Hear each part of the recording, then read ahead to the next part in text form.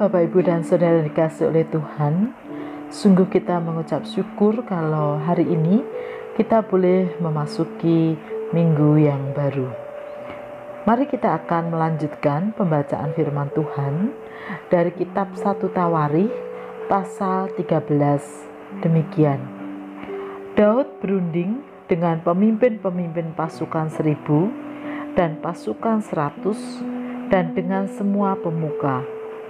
Berkatalah Daud kepada seluruh jemaah Israel, "Jika kamu anggap baik dan jika diperkenankan Tuhan Allah kita, baiklah kita menyuruh orang kepada saudara-saudara kita yang masih tinggal di daerah-daerah orang Israel, dan di samping itu kepada para imam dan orang-orang Lewi yang ada di kota-kota yang dikelilingi tanah penggembalaan mereka, supaya mereka berkumpul kepada kita. Dan baiklah kita memindahkan tabut Allah kita ke tempat kita, sebab pada zaman Saul kita tidak mengindahkannya." Maka seluruh jemaah itu berkata bahwa mereka akan berbuat demikian, sebab usul itu dianggap baik oleh segenap bangsa itu. Lalu Daud mengumpulkan semua orang Israel dari sungai Sikor di Mesir sampai ke jalan yang menuju Hamat untuk menjemput tabut Allah dari Kiryat Yearim. Lalu Daud dan segenap orang Israel berangkat ke Baala, ke Kiryat Yearim yang termasuk wilayah Yehuda, untuk mengangkut dari sana tabut Allah yang disebut dengan nama Tuhan yang bertahta di atas kerubim.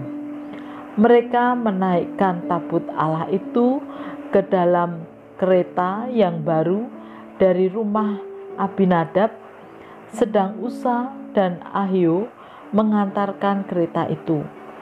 Daud dan seluruh orang Israel menari-nari di hadapan Allah dengan sekuat tenaga, diiringi nyanyian, kecapi, gambus, rebana, ceracap, dan nafiri.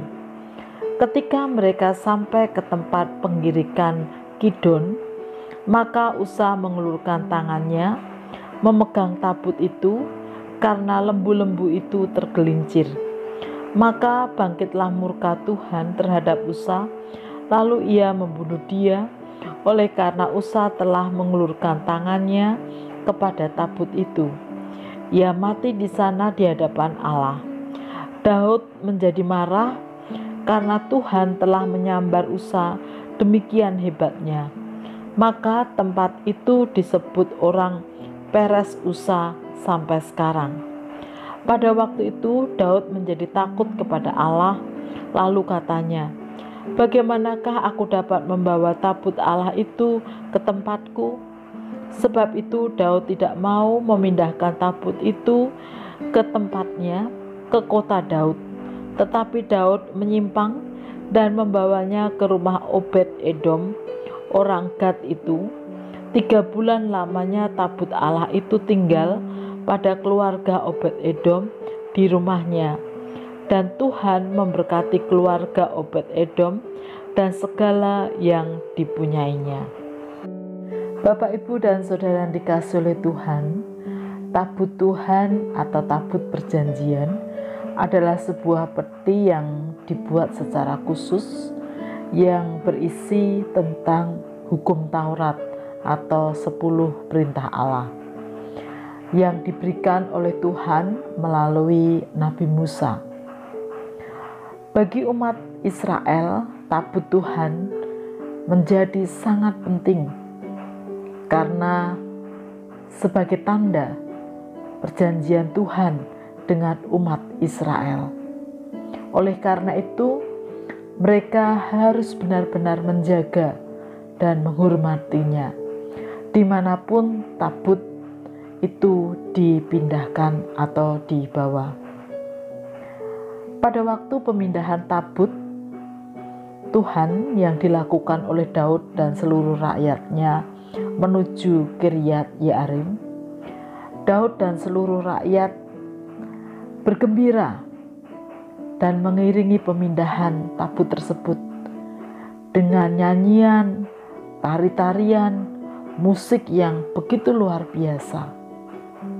Namun sayang, justru peristiwa itu menjadi sebuah peristiwa duka karena Usa, salah satu pengusung tabut itu, menjamah tabut tersebut yang sikap itu dianggap sebagai sikap yang tidak benar pada waktu itu, sehingga ia harus mengalami kematian.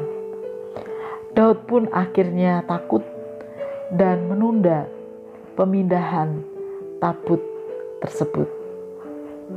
Bapak, Ibu, dan Saudara yang dikasihi oleh Tuhan, mengekspresikan kegembiraan tidaklah salah. Namun jika mengekspresikan kegembiraan itu sangat berlebihan,